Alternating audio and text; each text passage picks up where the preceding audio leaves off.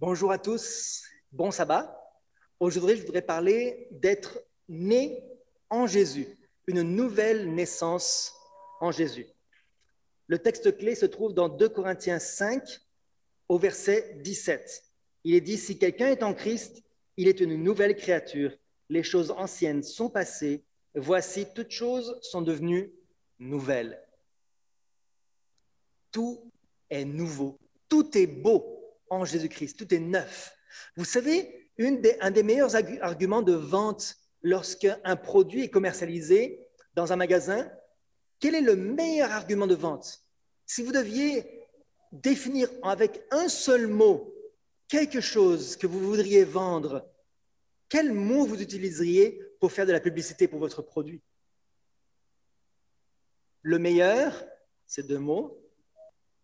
Un bon produit, c'est 3 mots. Si vous deviez dire un seul mot pour dire quelque chose, pour vendre quelque chose, comment vous définiriez votre produit? Parfait, ok. Eh bien, des études scientifiques ont montré que pour vendre un produit, les gens vont écrire nouveau. Nouveau. Et lorsque le mot nouveau est écrit sur un emballage, les gens se précipitent pour l'acheter. Tout le monde aime ce qui est nouveau. Tout le monde aime ce qui est neuf. N'est-ce pas? Tout le monde aime, presque tout le monde, je devrais dire, aime les enfants, les bébés, les naissances. C'est beau, n'est-ce pas? Un bébé nouvellement né, comme sur la photographie juste ici. C'est magnifique. Des photos d'enfants, c'est tellement beau. C'est tellement plus beau qu'une personne âgée et toute ridée. Dieu veut faire de nous des nouvelles créatures, un être nouveau. Alors, comment est-ce que nous pouvons naître en Jésus-Christ? Comment est-ce que nous pouvons avoir une nouvelle naissance? Il y a un livre d'un monsieur qui raconte une histoire vraie qui s'est passée au Kenya avec une jeune fille qui s'appelait Monica. Monica était une jeune fille de 8 ans et elle vivait au Kenya et elle était tombée dans un puits. Un puits qui était assez profond, environ 10 mètres de profondeur, et elle s'était cassé la jambe en tombant dans le puits, elle n'arrivait pas à remonter. Alors, il y a une femme plus âgée qui s'appelait Maman Jerry, qui, en voyant ce qui s'est passé, est descendue dans le trou pour sauver Monica. Et dans le puits, il y avait un mamba noir. Un mamba noir, c'est le serpent le plus venimeux d'Afrique. Un serpent extrêmement venimeux, mortel. Et il a mordu Monica et Maman Jerry. Et les 2 femmes ont été transportées d'urgence dans un centre médical. Monica s'est rétablie, mais tragiquement, Maman Jerry est morte. Et une infirmière missionnaire a expliqué pour quelle raison est-ce que Monica avait survécu. Elle a dit, comme Maman Jerry avait été mordue la première, le mamba noir lui avait donné tout son poison. Et ensuite, quand il avait mordu Monica, il ne restait plus de poison pour elle. Et cette infirmière était une infirmière missionnaire et elle a profité de cette expérience en expliquant ce que Jésus a fait pour nous. Elle a dit que Jésus avait pris le poison sur lui, le poison de notre péché, et il était mort à notre place. Et il ne reste plus de mort maintenant pour nous. Voilà pourquoi nous avons la vie sauve. Et grâce à cette expérience, Monica a compris et elle a accepté le Seigneur avec enthousiasme.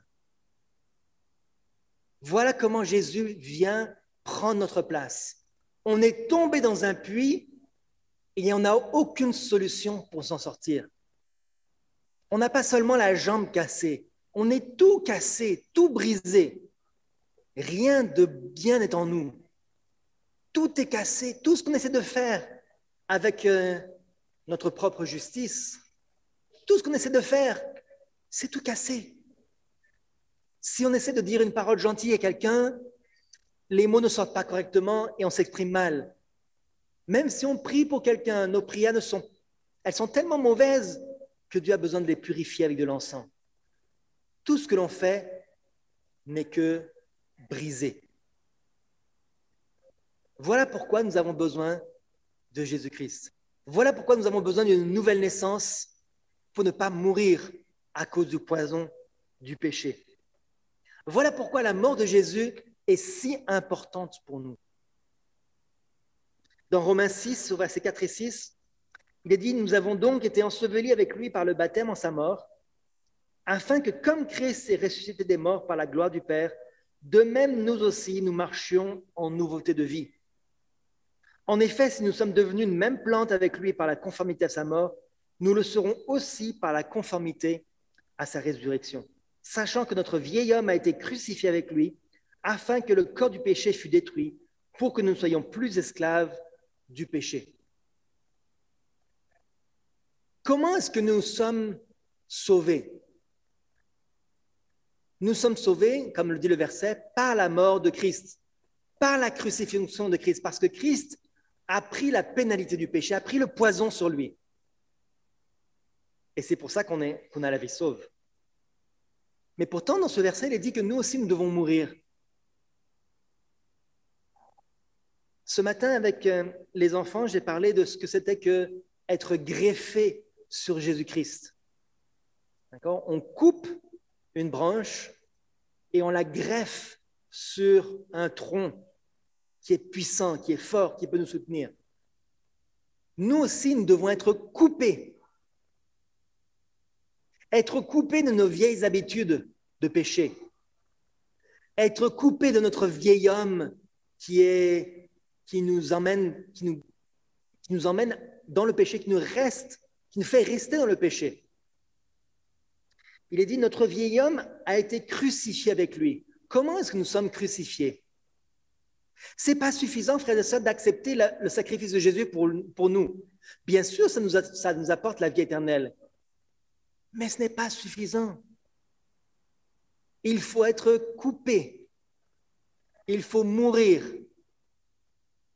Chaque fois que nous avons une mauvaise habitude, une mauvaise branche qui pousse en nous, des fruits de péché, il faut couper, tailler, pour qu'on puisse porter des fruits de justice.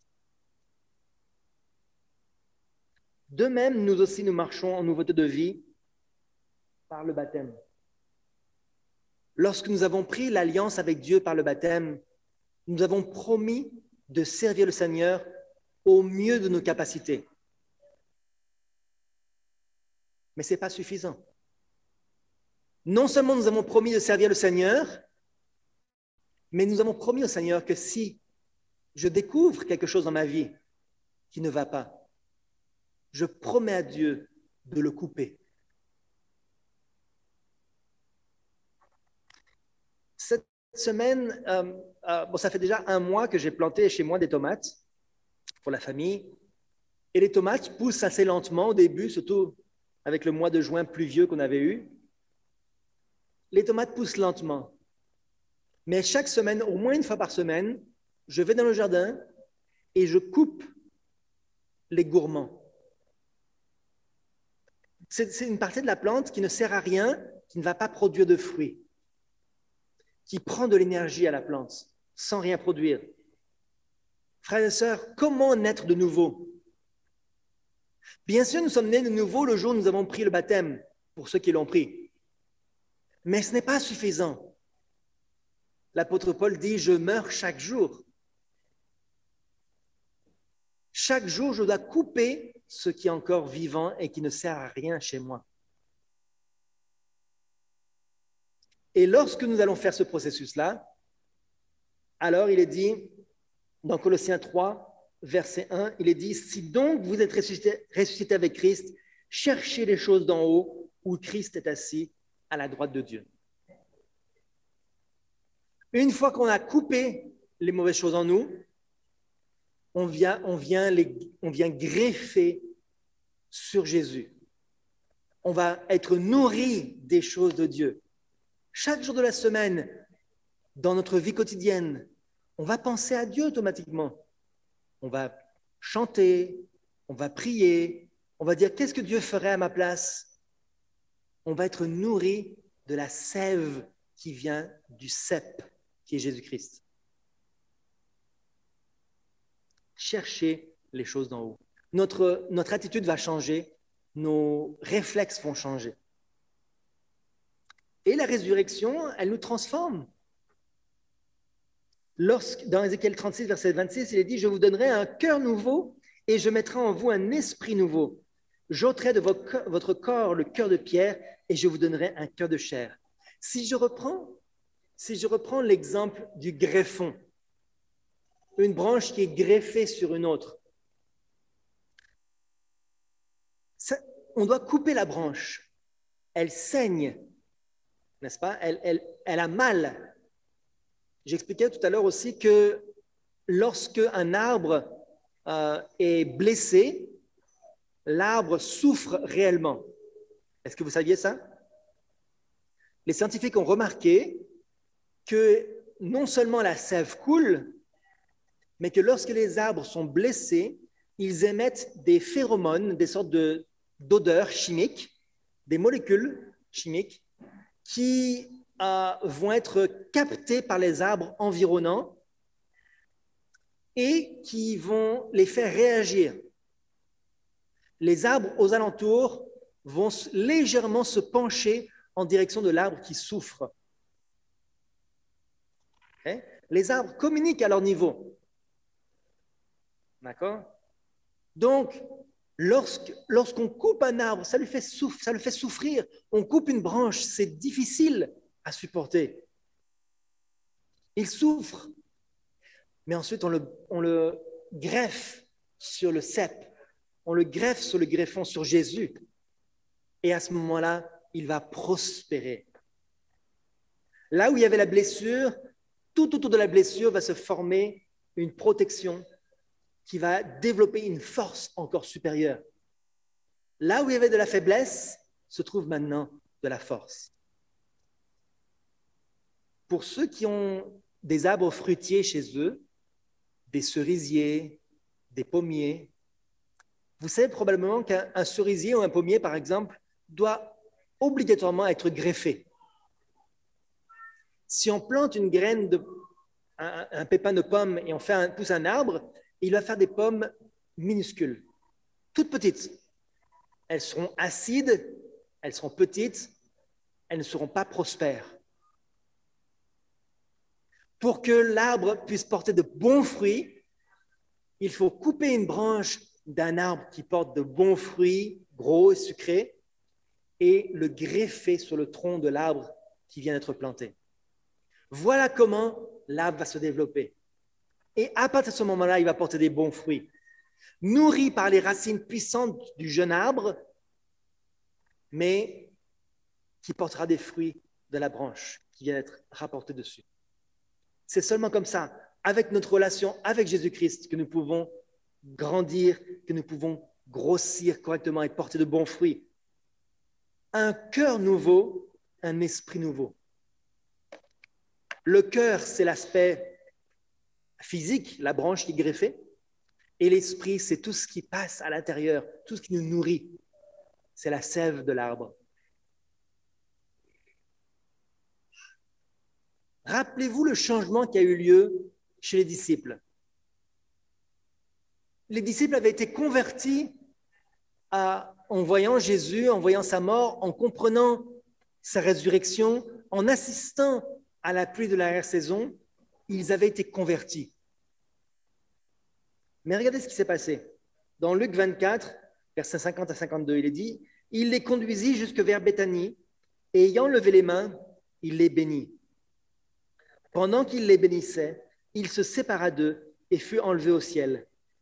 Pour eux, après l'avoir adoré, ils retournèrent à Jérusalem avec une grande joie, et ils étaient continuellement dans le temple, louant et bénissant Dieu. » Quelle est la conséquence d'une nouvelle naissance, frères et sœurs? Chez les disciples, qu'est-ce qui était le témoignage vivant de leur nouvelle naissance? C'est qu'ils étaient continuellement dans le temple, louant et bénissant Dieu. continuellement en train de chercher des endroits pour se rassembler, pour louer Dieu, pour le glorifier. Et tous ceux qui étaient dans le temple, tous les gens qui étaient autour du temple l'entendaient, le voyaient. Est-ce que vous êtes, et moi-même, sommes nés de nouveau? Est-ce que nous recherchons la présence dans le temple pour chanter, pour louer Dieu, pour être continuellement en train de donner ses gloires, ses louanges? Voilà un signe très clair si nous sommes nés de nouveau ou pas.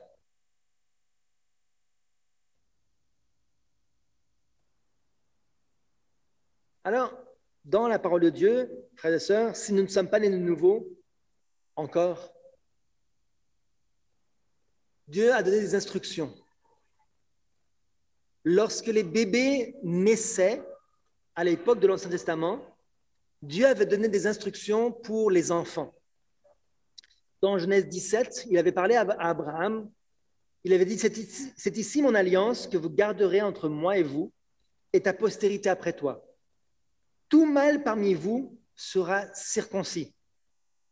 Vous vous circoncirez et ce sera un signe d'alliance entre moi et vous. À l'âge de 8 jours, tout mâle parmi vous sera circoncis selon vos générations. Qu'il soit né dans la maison ou qu'il soit acquis à prix d'argent de tout fils étranger sans appartenir à ta race. On devra circoncire celui qui est né dans la maison et celui qui est acquis à prix d'argent, et mon alliance sera dans votre chair une alliance perpétuelle. Tous les enfants nouveau-nés, mâles, devaient être circoncis dès leur naissance, le 8e jour dès leur naissance. Une alliance qu'ils devaient porter en eux. Mais une alliance, vous savez, c'est comme dire qu'on est chrétien. Lorsqu'on est baptisé, on dit « nous sommes chrétiens ». Est-ce que c'est difficile de dire que nous sommes chrétiens? Ce n'est pas très difficile. Des millions de personnes disent « je suis chrétien ». Qu'est-ce qui est plus difficile? De le dire ou de l'être réellement? De l'être, bien sûr.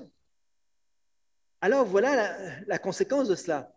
C'est que les enfants qui étaient nés parmi le peuple d'Israël, qui avaient vécu dans le désert, qui étaient nés dans le désert, tous les enfants qui étaient sortis d'Égypte n'avaient pas été circoncis pendant les 40 ans dans le désert. Pourtant, ils prétendaient être juifs, descendants d'Abraham, nés dans l'Église, ils avaient vu les manifestations de Dieu, ils avaient vu tous les services de l'Église, mieux encore que leurs parents. Mais ils n'avaient pas eu une relation personnelle et individuelle avec Dieu. Dans Josué 5, versets 2 et ensuite 6 à 7, il est dit « En ce temps-là, l'Éternel dit à Josué, « Fais-toi des couteaux de pierre et circoncis de nouveau les enfants d'Israël une seconde fois. » Vous allez me dire, mais comment est-ce qu'on peut circoncire quelqu'un une seconde fois? Ce n'est pas possible. Qu'est-ce qui s'était passé? Verset 6, « Car les enfants d'Israël avaient marché 40 ans dans le désert jusqu'à la destruction de toute la nation des hommes de guerre qui étaient sortis d'Égypte et qui n'avaient point écouté la voix de l'Éternel. L'Éternel leur jura de ne pas leur faire voir le pays qu'il avait juré à leur père de nous donner, pays où coule le lait et le miel. Ce sont leurs enfants qu'il établit à leur place. Et Josué les circoncis, car ils étaient incirconcis parce qu'on ne les avait point circoncis pendant la route. » Dieu a choisi de faire rentrer en Israël des gens qui n'étaient pas circoncis. Ils étaient ici à Gilgal, à la porte d'entrée d'Israël. Pendant 40 ans, lorsqu'ils étaient nés dans le désert, pendant 40 ans, ils avaient grandi sans être circoncis. Ils avaient eu des expériences avec Dieu. Ils avaient vu les manifestations de Dieu, mais ils n'avaient pas fait alliance avec Dieu. Il y a beaucoup de gens comme ça, même dans l'Église. Des gens qui sont membres d'Église, mais qui sont toujours incirconcis. des gens qui sont sur les registres d'église, mais comme il est dit, qui n'ont point écouté la voix de l'Éternel. Et ça peut être d'autres personnes qui vont prendre leur place. Frères et sœurs, quelle circoncision est-ce que Dieu veut que nous ayons? Dans Jérémie 4, il est dit, circoncisez-vous pour l'Éternel, circoncisez vos cœurs, hommes de Juda et habitants de Jérusalem, de peur que ma colère n'éclate comme un feu et ne s'enflamme sans qu'on puisse l'éteindre à cause de la méchanceté de vos actions. Purifie ton cœur du mal, Jérusalem, afin que tu sois sauvé. Jusqu'à quand garderas-tu dans ton cœur tes pensées iniques? Voilà, frères et sœurs, la circoncision qu'il nous faut. Il faut couper toutes les choses qui nous attachent encore au péché, toutes les choses qui montrent que nous sommes encore méchants dans nos actions, que nous avons des pensées mauvaises, que nos pensées nous dirigent vers des choses qui sont encore mondaines, qui ne sont pas spirituelles, toutes les choses qui ne nous encouragent pas à aller vers le bien. Il faut les couper. Couper ces choses-là, ça fait peut-être mal, mais c'est ça la circoncision. La circoncision du cœur, c'est couper les choses qui nous attirent vers le mal, même si c'est douloureux. Si nous avons toutes sortes de choses, de la musique que nous écoutons qui n'est pas bonne, des films que nous regardons qui ne sont pas sanctifiés, des activités que nous avons qui ne nous rapprochent pas de Dieu, des amis ou de la famille qui ne nous attirent pas dans le bon côté. Toutes sortes de choses, frères et sœurs, un travail que Dieu ne peut pas approuver, des fréquentations, tout ce qui nous éloigne du Seigneur. Voilà ce que nous devons couper, circoncire, pour que nous puissions appartenir au Seigneur. Et bien sûr, le baptême est la première circoncision que l'on fait. Dans Colossiens 2, verset 11, il est dit, c'est en lui que vous avez été circoncis d'une circoncision que la main n'a pas faite, mais de la circoncision de Christ qui consiste dans le dépouillement du corps de la chair. Okay? C'est la première circoncision, mais comme Josué l'avait dit, circoncisez à nouveau le peuple, une deuxième fois. Si nous avons été baptisés, frères et sœurs, nous devons à nouveau faire cette alliance avec Dieu. Pas par le baptême forcément, mais renouveler notre alliance par le service de la communion, par les événements que Dieu a mis les éléments que Dieu a mis en place pour que nous puissions renouveler notre alliance avec lui.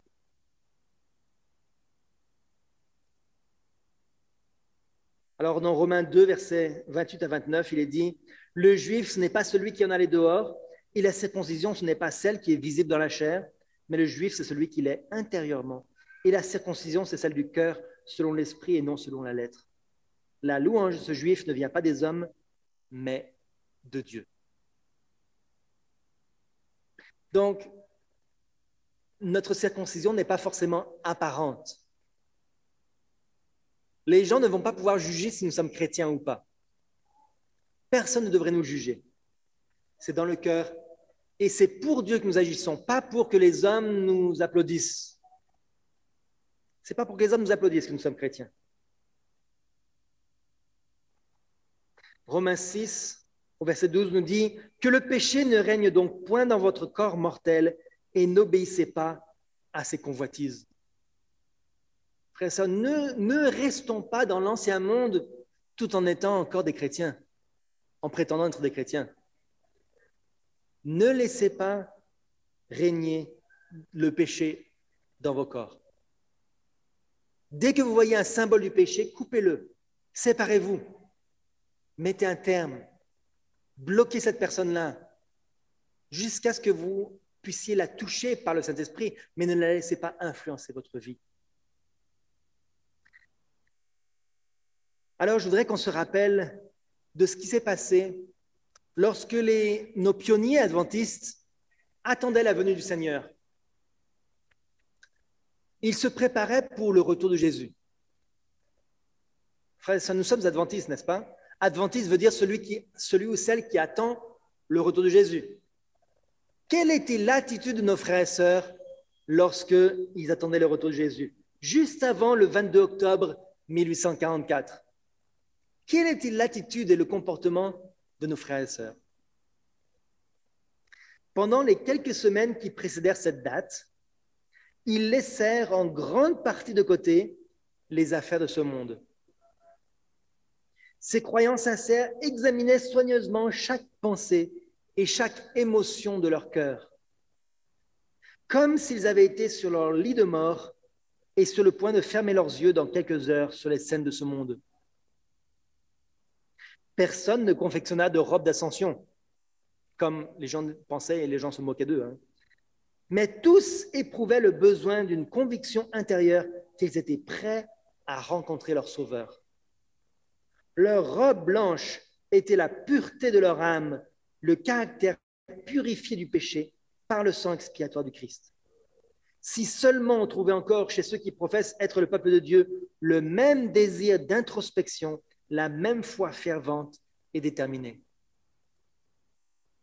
Avez-vous l'assurance de votre salut? Est-ce que vous savez que si aujourd'hui vous devez perdre la vie, Dieu va vous prendre avec lui? Est-ce que vous en êtes convaincu ou bien est-ce que vous doutez encore? Que se passe-t-il si vous devez fermer les yeux cette nuit et ne plus vous réveiller? Est-ce que vous êtes prêt à rencontrer votre Sauveur? Est-ce que je suis prêt? Si nous ne sommes pas, voilà ce que Dieu veut faire pour nous. Dieu veut nous donner une nouvelle naissance aujourd'hui. Il veut qu'on puisse à nouveau se briser et renaître en lui. Dans le ministère de la guérison, il est dit, page 68, « Jésus ne veut pas que ceux qui ont été rachetés à un tel prix deviennent le jouet des tentations de l'ennemi. Il ne veut pas que nous soyons vaincus et que nous périssions. Lui qui musela les lions dans la fosse et marcha avec ses fidèles témoins au milieu des flammes vives est tout aussi prêt à travailler en notre faveur pour subjuguer tout mauvais trait de notre nature. Aujourd'hui, il se tient à l'autel de la miséricorde, présentant devant Dieu les prières de ceux qui veulent son aide. Il ne repousse aucune âme gémissante et contrite. Il accordera sans restriction son pardon à tous ceux qui viendront à lui pour le recevoir et être restaurés. Et il ne dit à personne tout ce qu'il pourrait révéler, mais il encourage toute âme tremblante à prendre courage. Quiconque le veut peut s'appuyer sur la puissance de Dieu et faire la paix avec lui. Et il fera la paix avec eux. N'est-ce pas merveilleux? Des paroles tellement encourageantes, frères et sœurs. Si nous voulons être sauvés, nous le pouvons. Est-ce que nous le voulons à tout prix? Est-ce que nous sommes prêts à tout sacrifice pour le salut, pour la vie éternelle? Est-ce que nous sommes excités pour être sauvés? Posons-nous la question. Quels sont les sacrifices que nous sommes prêts à faire? Dans Romains 6, verset 14, pour terminer, il est dit « Car le péché n'aura point de pouvoir sur vous, puisque vous êtes non sous la loi, mais sous la grâce. » Le péché n'aura plus aucun pouvoir. Lorsque nous appartiendrons au Seigneur, il ne pourra plus nous atteindre. Nous serons des nouvelles créatures. Je voudrais juste partager un petit instant ce que une de mes filles m'a dit. Est-ce que je peux le dire, Émilie? Cette semaine, elle jouait dehors, elle n'avait rien à faire, elle est sortie dehors, elle est allée jouer au ballon, elle a trouvé un ballon, elle est allée jouer au ballon toute seule. Et pendant qu'elle était en train de jouer au ballon, elle a pensé, tiens, si je parlais avec Jésus? Et elle a commencé à parler avec Jésus, à lui raconter ses affaires de la journée. Et elle a commencé à parler, et elle a commencé de plus en plus à lui raconter ses secrets. Et elle a dit, ça faisait tellement de bien de raconter à Jésus mes secrets. De toute façon, il les connaît déjà. Ça faisait tellement du bien de raconter à Jésus tous mes secrets. J'étais tellement ému. C'est ça la nouvelle naissance. Être comme un enfant. Parler avec Jésus comme un ami. Lui raconter tous nos soucis, tous nos fardeaux, nos blessures, nos tentations. Parler avec Jésus. Tout lui raconter. Ça, c'est la foi d'un enfant. Et nous qui sommes adultes, frères et sœurs, n'oublions pas ces choses. N'oublions pas comment était notre foi au tout début. La foi d'un enfant.